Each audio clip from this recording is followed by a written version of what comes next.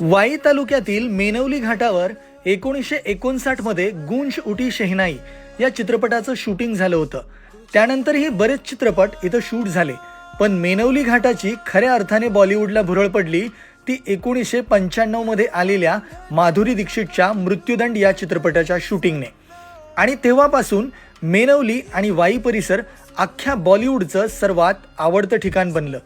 मेनवली घाट आणि वाई परिसरात शूटिंग झालेले चित्रपट प्रचंड गाजले आहेत. या मेनवली घाटावर आलं की त्या सगळ्या चित्रपटांमधले सीन आणि गाणी आपल्या डोळ्यासमोर आपोआपच उभे राहतात.